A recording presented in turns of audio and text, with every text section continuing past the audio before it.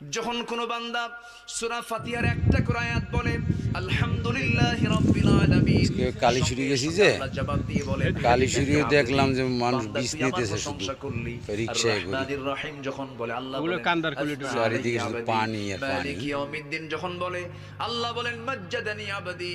এরপরে যখন বলে ইয়াকা না'বুদু ওয়া ইয়াকা নাস্তাঈন পর্যন্ত যখন বলে আল্লাহ বলেন বান্দারে তুই আমার কাছে কি চাস, প্রাণ খুলে চা রে বান্দা।